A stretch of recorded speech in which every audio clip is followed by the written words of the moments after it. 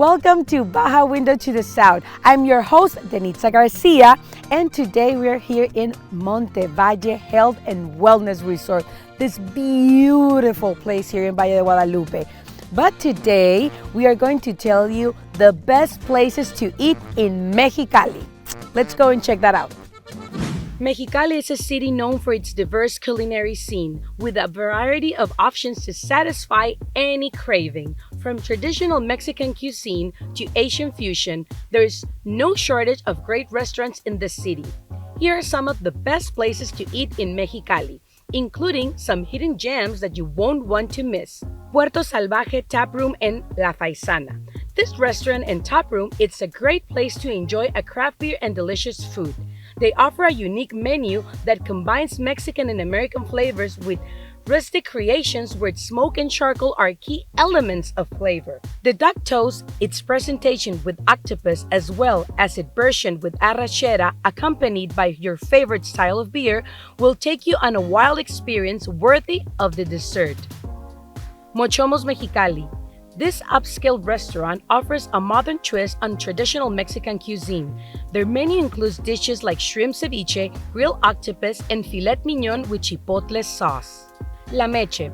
The restaurant La Meche was chosen among the best 250 in Mexico by the Mexico Gastronomic Guide in its 2023 edition, which positions it as the first establishment in Mexicali that is mentioned in said guide that is carried out annually.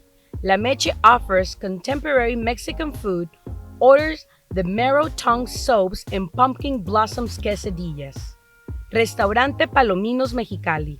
This family-friendly restaurant is known for its generous portion and traditional aguachile ribeye, 150 grams of thin sheets of ribeye sealed on the grill on a bed of caramelized onion, batted with our red aguachile, fried garlic, rain avocado cubes, and red onion, accompanied by rice toast.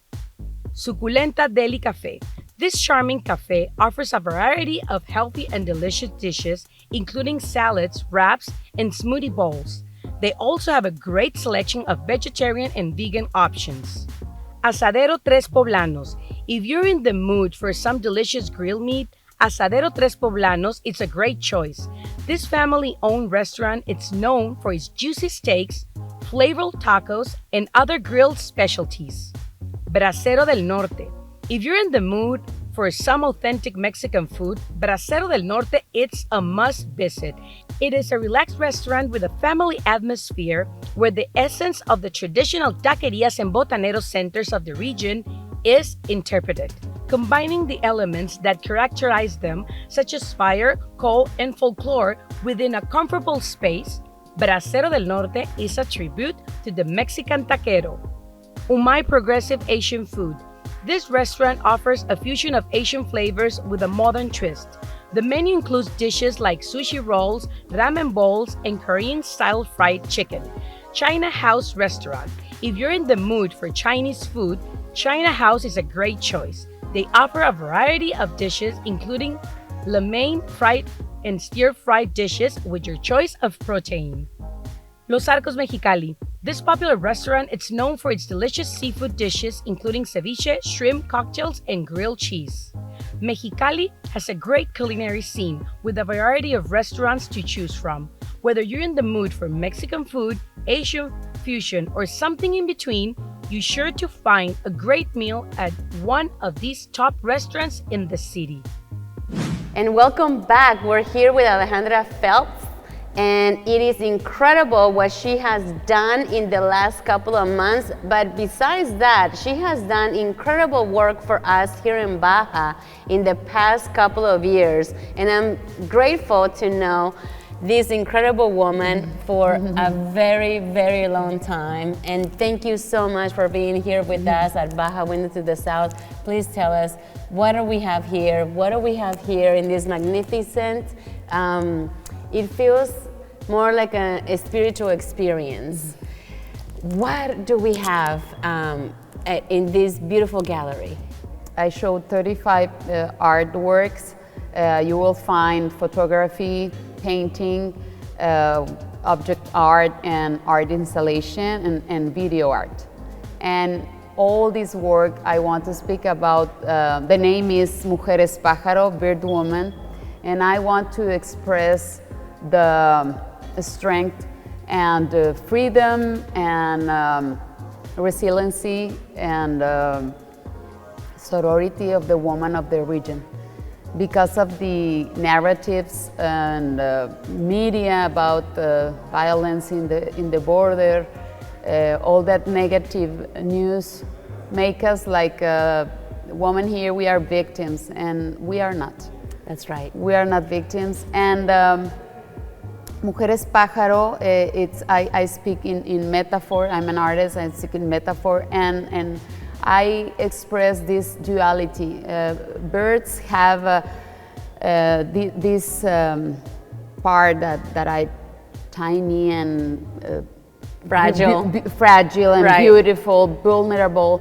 But if you hear the stories about migration and how they take care of their nest and how they go together to find a place to help each other to build the nest. The build the nest and everything is just amazing. And we are like that. Mm-hmm. We have that duality too. We seem fragile sometimes, but we are very strong. And here you will find bird woman, you will find ballerina. Ballerina is the same. When you see a ballerina, it's like float in the air. They are just like super delicate. They make it seem seamless. Exactly. Seem like super easy, but it's too much work. Right. And they are so, the bodies are so strong, and the mind of ballerinas are very strong.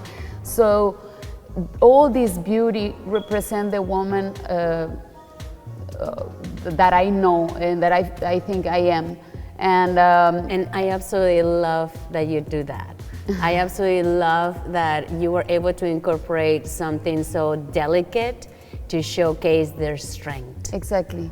Yes, because it recognize that's make you powerful. When you recognize your knowledge, your strength, and who you are, where you become strong, and you can do whatever you want. Right, and look, and you can feel it. When you come to the gallery here at the university, you can feel the power, you can feel the energy, and as you walk through each one, and like, I can feel the energy changes as I go through each one of them. Wow, what an experience. And then you were able to take this and then take it to the border. Yes, because this project, it's like three phases. The first is, the step was the border, and our 80 square feet meters. Wow. So it's because the border is an angle, I put two images in the same space. So that's when you go in one sense, you can see one of the images, that is this one. Right. Three women that go together with the hair just like this, no shoes, only with their strength, they do everything, and they go and pursue what they want. And in the other way, in the other sense, you can see two ballerinas. And I'm super happy because right now it's like, I don't know, 45 medias around the world that speak about this as a manifestation of our beauty. I think you're expressing it. I think she's expressing it, and we cannot wait to have you see it, to have you come here to UABC, to come to the border to see it. And where are we going to see you next? And how can we follow you? How can we get one of these pieces to our galleries, to our homes, to our businesses, to our hotels? You can just write me to Instagram or Messenger as Alejandra Phelps. And that's it. You find me. It's like Michael Phelps, but I'm not with P at the end. It's like T of tacos. So remember, it's Phelps.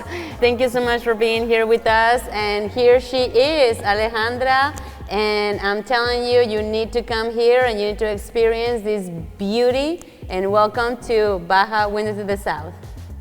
And thank you so much, Olga, for that wonderful interview. Alejandra Phelps, oh, I love your work. Great artist. Talent from Baja California. And from Valle de Guadalupe, we're going to Mexicali with Jesus. Who doesn't love craft beer? And this one, it's iconic. And it's actually named Iconic, one of the best craft beers. Hey there, my friends. This is Baja Window to the South. My name is Jesus Castellanos. And remember, we are visiting all the different craft beers in Mexicali. And today we are here at Icono with Martin. Yeah, thank you for having me. Thank you for having me. Thank you for accepting the invitation. Thank you, it's an honor. It's great to be here. Yeah, you're welcome every time. Yeah, awesome. And you guys too. Thank you. Man, how did Icono started? Tell us a little bit about. Well, Icono started a little few years ago. This year is gonna be our 4th anniversary. Okay. In May, if I'm not wrong. And it all started with a dream from our boss. His name's Oscar. Yeah. And he had a vision about making Mexicali a great place to drink beer, a great place to have some friends over, listen to music, have some great food. Yeah. And it's a really good place to actually come and enjoy yourself with your friends and have some good craft beer. Actually, we make a really good craft beer, and you guys can come every time you want. And yeah, it's a really nice place. It's a vision about. Where did the name is coming from? Actually, the name Icono, it's like the message from every single beer that we make. Every single beer that we make, it's an icon, iconic place, an iconic person. Anything that is iconic from Mexicali, it's a single beer from. And so the brewery. And so the brewery. That's it. The iconic place we make iconic beers with iconic places and iconic characters. So yeah, it's the same message. Martin, I know that last year Icono was doing great on competitions. I was there. I presenced everything. Tell us, please. Tell the people, tell the audience. Actually, competitions, please. The competition was really good. We had a lot of great competitors too, and we had a few gold medals. And the most significant is Rosarito. We won Aro Rojo, and we won the best of show. It was the best beer along a lot of beers from Mexico, from a lot of places. I think it's the US too, and we won along around 1,000 beers. And along 1,000 beers, and we won the best from Mexico and from the competition, Aro Rojo. It's a sour made from strawberry and watermelon. It's really good. So how many medals were at the end of the At the end of the year, like 2022, we were around like 20 medals. 20 medals. 20 medals. Man, 20 medals is a really good reason to be here at Icono and try one of your beers. Yeah. Martin, what different styles you have connected on your taps right now? Right now we have our hazy pale ale, the Irish red ale, that's my personal favorite.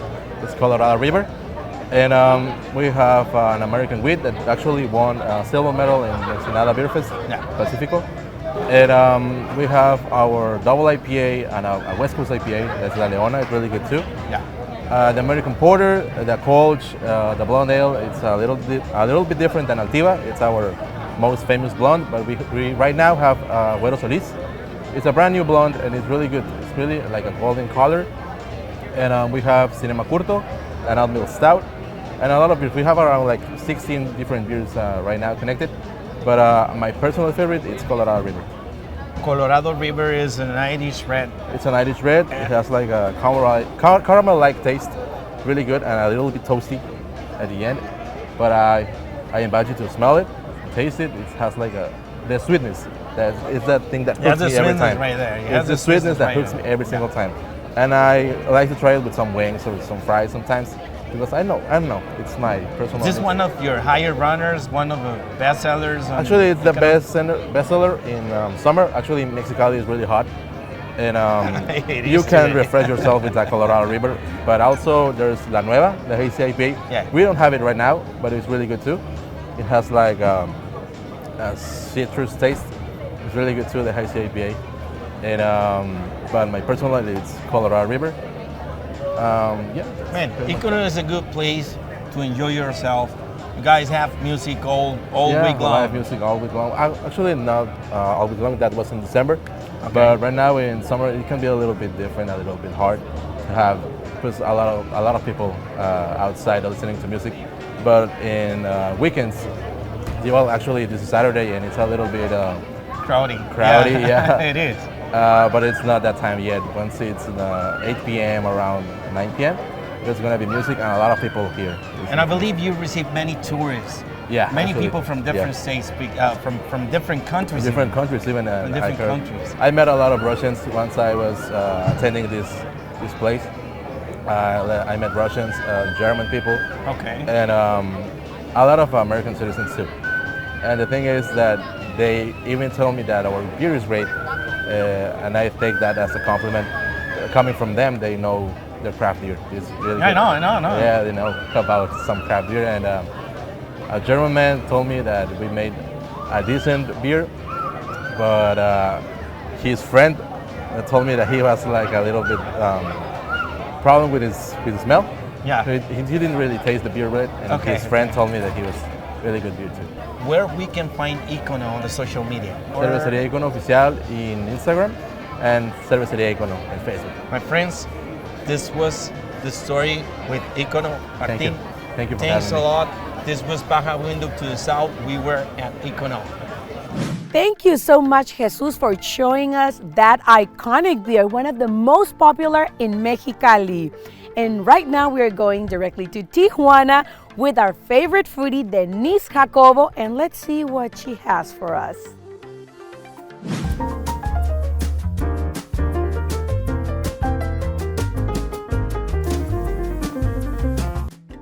Hi everybody, this is your girl Denisse Jacobo, better known as Foodiefromtj, and today you guys we're in Zona Rio and we're going to taste some of their delicious food from Tras Horizonte, and we're gonna have some drinks as well. So come and join me because I want to show you what they have.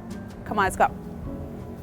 We're gonna try out today some seafood, but first let me show you our drinks because they look so colorful. And it's mezcal, you guys. You know I love mezcal. So this is called chamuco. Look at it. We're just gonna go straight up and just try it right now because. Oh, this is so good. And this one is called una alguita, and it's also mezcal. And we are going to try it as well. So, cheers, you guys.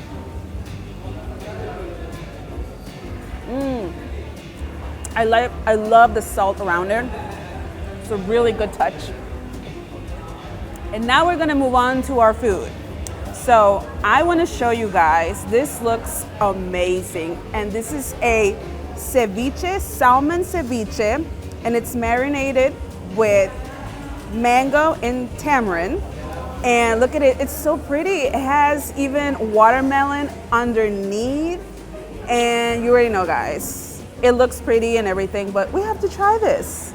And the other one is a tostada de gallo marinated in cenizas. And look at how pretty this looks.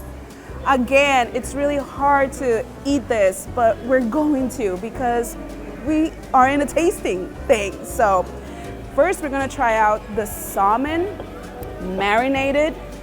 So we're gonna try out this one first. And ooh, look at it, so pretty. So we're gonna taste it. Yum. And provecho, you guys.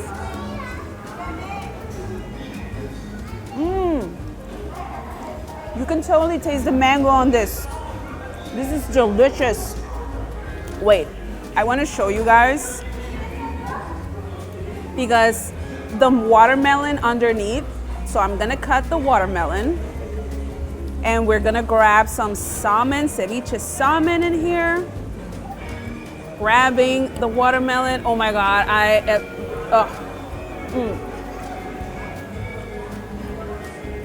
Very good combination. This is amazing. And now we're gonna try out our tostada de gallo. Oh, so pretty. Amazing. I am loving the little oranges around this. So we're gonna try it. We're gonna move this one, but we're gonna still eat it in a little bit, but we're gonna move this one. And we're gonna start with tostada de callo. Scallops with a little naranjitas right now. And we're gonna put it in the marinated of cenizas. Ooh. Provecho.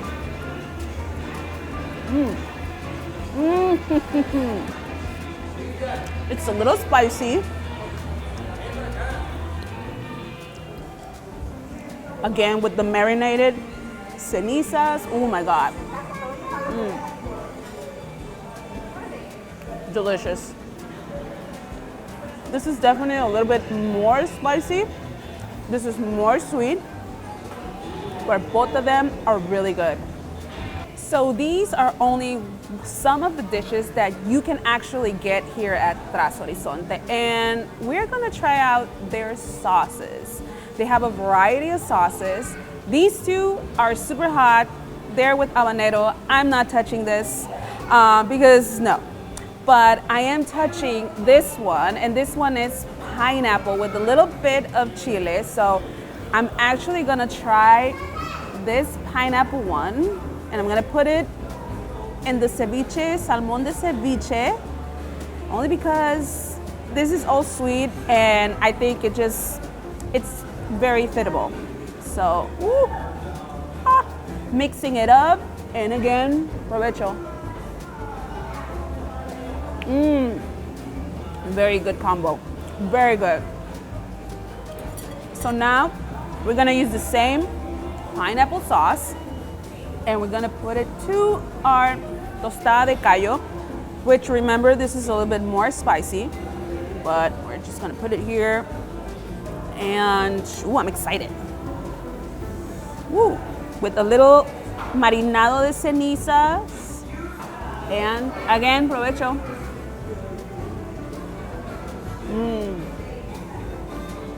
This is really good. So if you want to visit them, they're located in Zona Rio. And if you want to see more of their delicious food, they have tons of photos and videos. You can go ahead and check them out on Instagram at Orilla del Viento. And if you want to know more about me and where I'm heading on this foodie journey, go ahead and follow me at Foodiefromtj. So thank you so much for joining me, for tasting with me, and I'll see you next time. Bye. Fantastic. So don't forget to go back to Tras Horizonte so you can try that out. And we're going to discuss now Expo Furniture Baja California. And we are here with Lorena Lopez, who is going to tell us more about it. Lorena, cuéntame cómo comenzaron, cuéntame de esta Expo Muebles Baja California.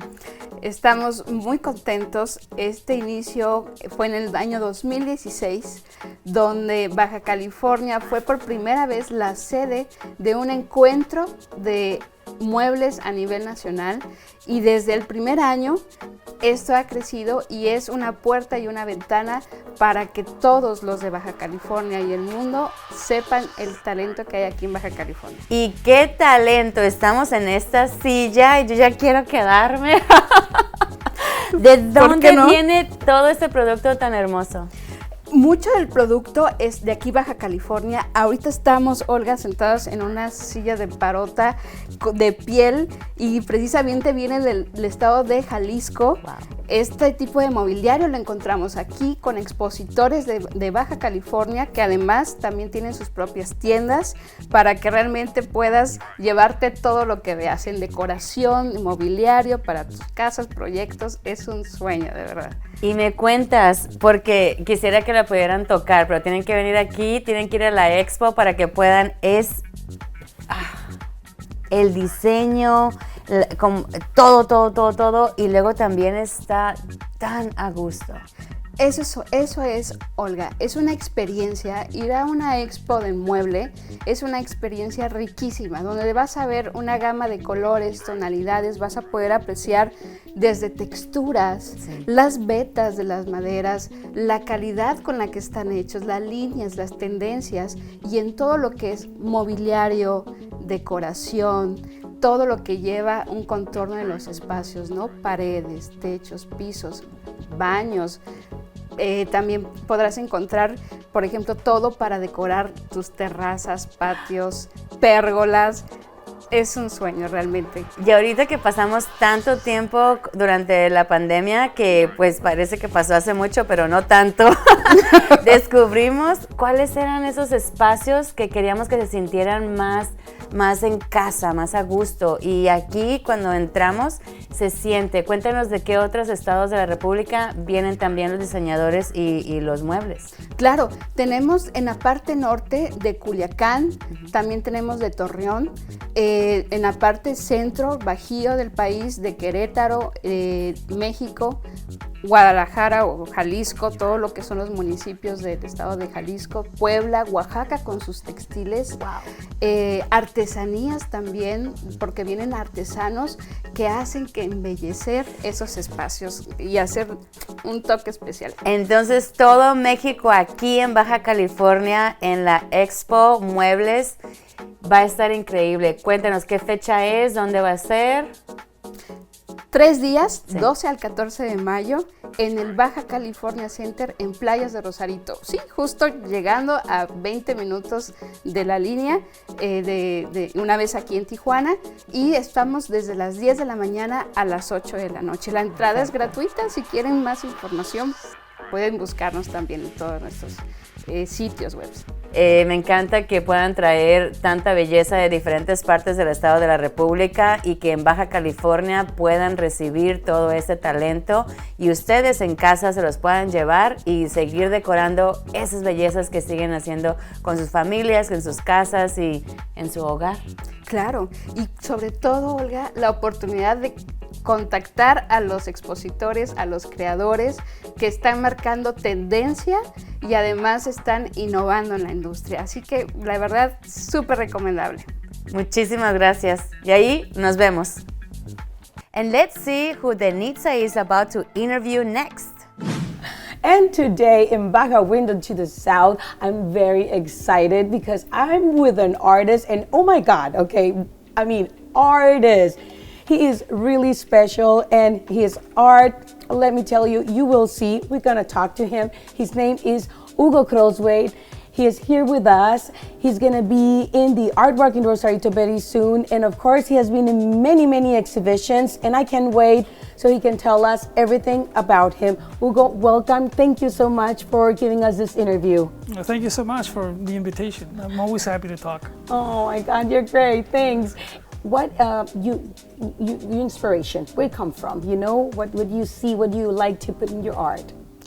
Well, my first motivation is just the act of drawing itself. No, it's always just about filling out sketchbooks. No, I have my sketchbook. I always carry my sketchbook with me and materials for me to draw. And my inspiration for almost 15 years now has basically been just going out there into the streets and drawing people. No, that's kind of like what I do.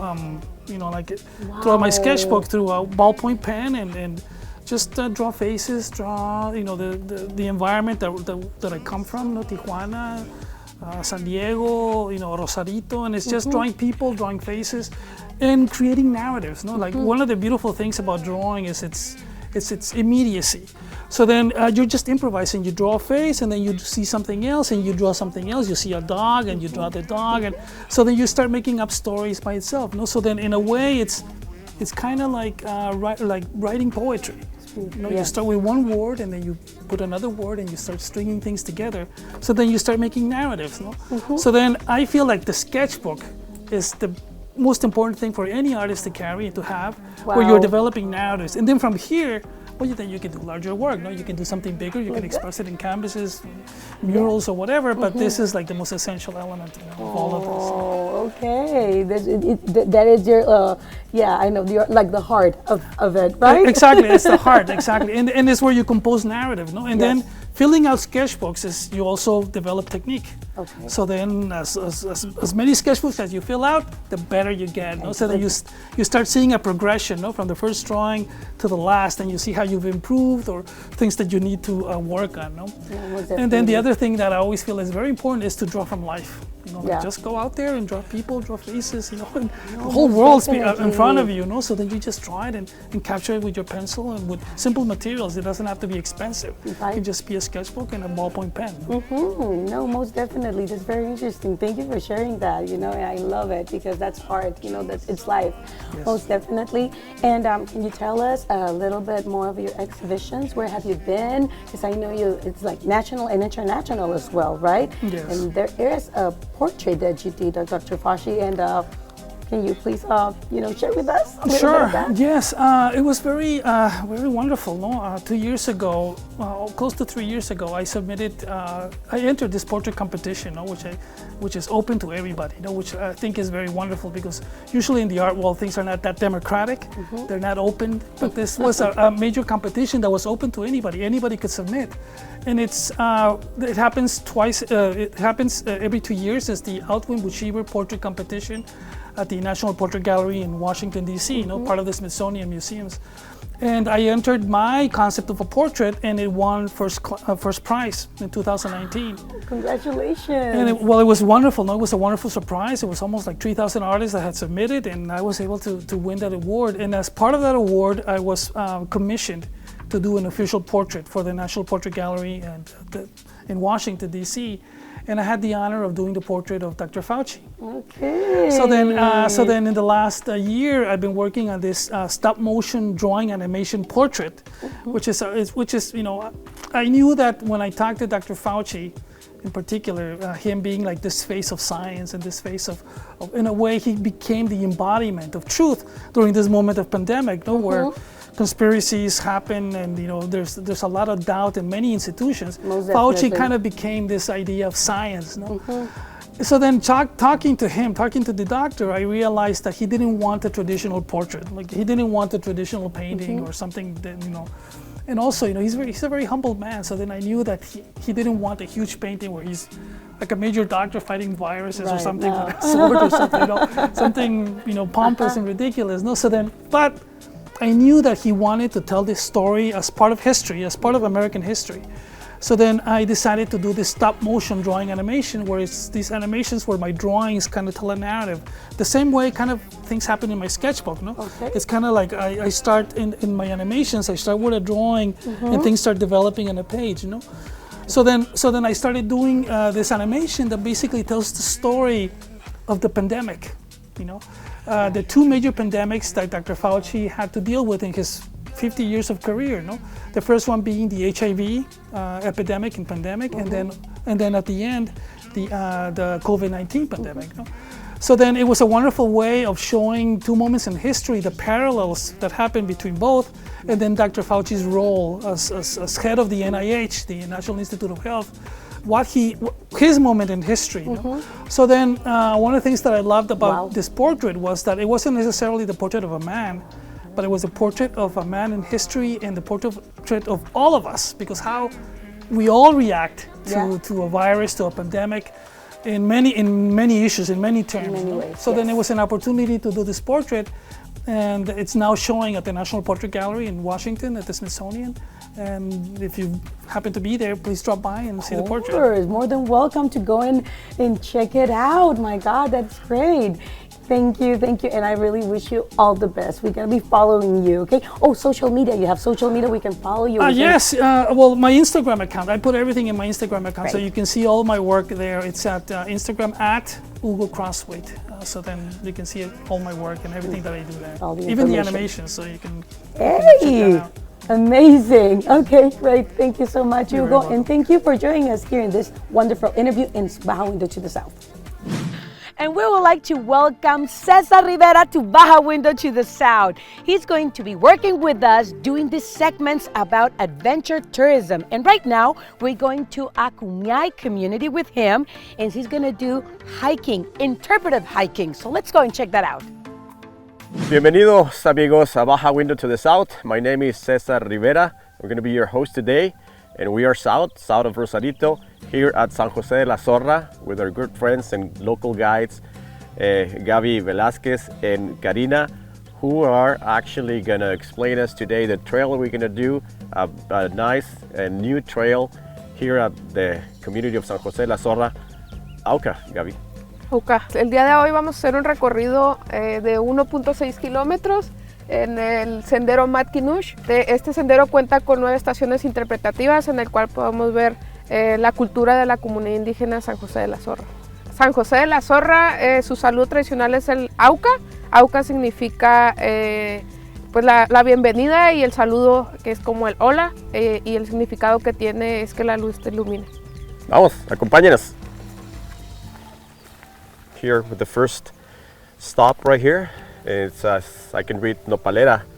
Pues vamos llegando a la primera estación interpretativa, que es la nopalera.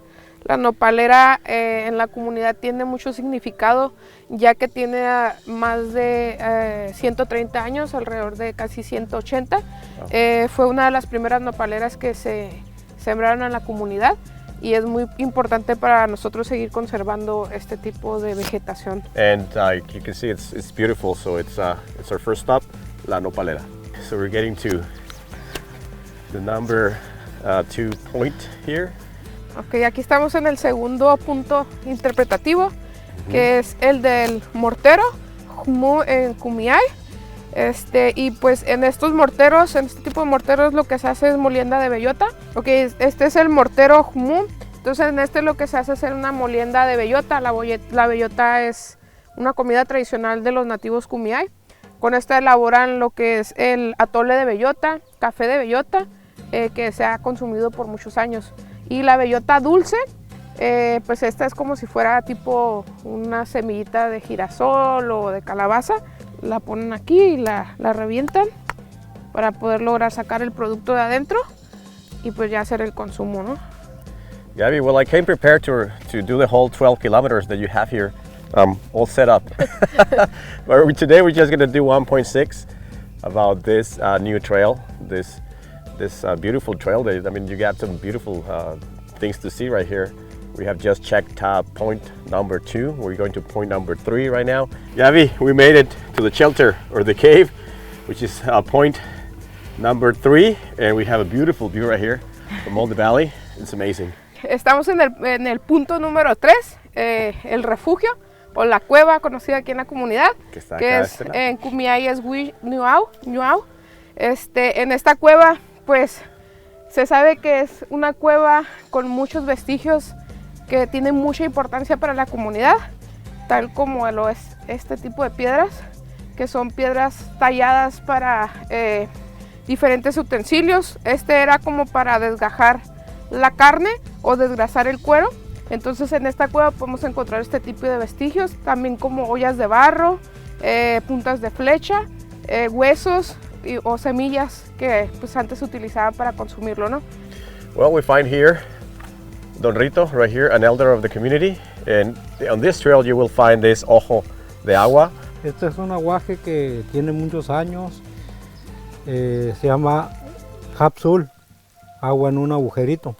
Y aquí pues se consume agua para los animales, entonces también para las viviendas, entonces para nosotros es algo histórico. Toda esta parte es un sitio ceremonial.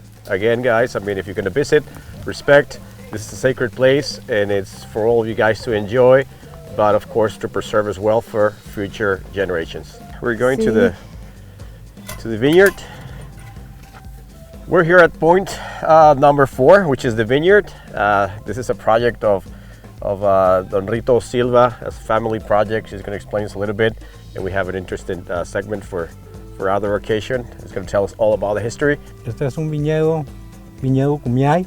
Ahora sí que es una plantación orgánica, no le estamos metiendo químicos. Empezamos el 2008. Okay. Es un proyecto familiar. De hecho, a nosotros no nos gusta meter químicos a la tierra. ¿Por qué? Porque estamos dañando a la tierra, al medio ambiente.